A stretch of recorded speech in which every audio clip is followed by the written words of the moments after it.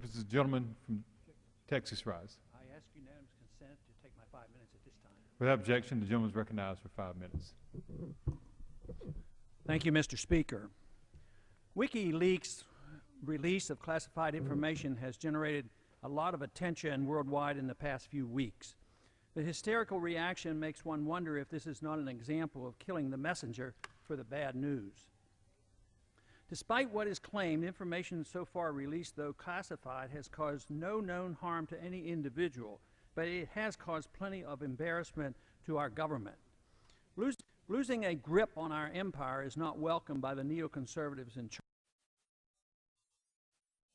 That Saudi Arabia is a principal supporter and financier of Al-Qaeda, and this should set off alarm bells since we guarantee its Sharia-run government. This emphasizes even more the fact that no Al-Qaeda existed in Iraq before 9/11, and yet we went to war against Iraq based on the lie that it did. It has been charged by self-proclaimed experts that Julian Assange, the internet publisher of this information, has committed a heinous crime deserving prosecution for treason and execution or even assassination. But should we not at least ask how the U.S. government can charge an Australian citizen with treason for publishing U.S. secret information that he did not steal? And if WikiLeaks is to be prosecuted for publishing classified documents, why shouldn't the Washington Post, the New York Times, and others that have also published these documents be prosecuted? Actually, some in Congress are threatening this as well. The New York Times, as a result of a Supreme Court ruling, was not found guilty in 1971 for the publication of the Pentagon Papers. Daniel Ellsberg never served a day in prison for his role in obtaining these secret documents.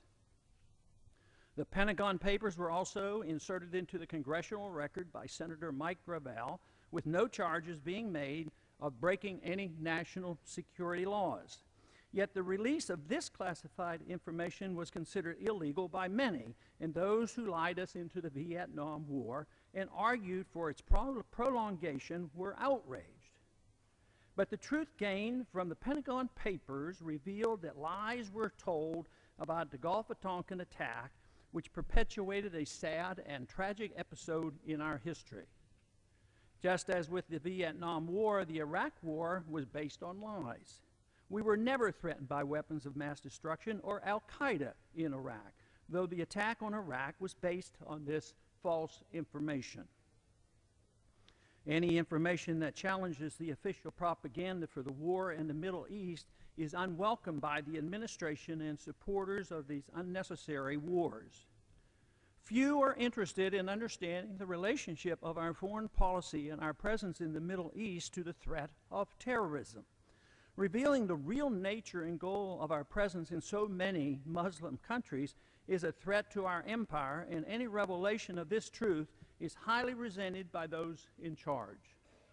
Questions to consider.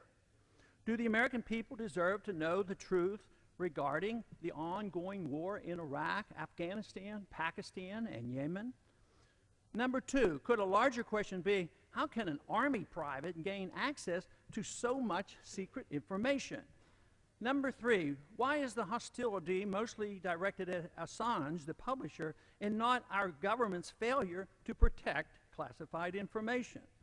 Number four, are we getting our money's worth from the $80 billion per year we spend on intelligence gathering?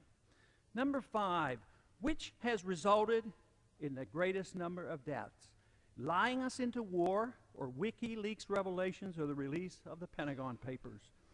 If Assange can be convicted of a crime for publishing information that he did not steal, what does this say about the future of the First Amendment and the independence of the Internet? Number seven, could it be that the real reason for the near universal attacks on WikiLeaks is more about secretly maintaining a seriously flawed foreign policy of empire than it is about national security? Number eight, is there not a huge difference between releasing secret information to help the enemy in the time of declared war, which is treason, and the releasing of information to expose our government lies that promote secret wars, death, and corruption. Number 9, was it not once considered patriotic to stand up to our government when it's wrong? Thomas Jefferson had it right when he advised, "Let the eyes of vigilance never be closed." And I yield back the balance of my time. Gentlemen,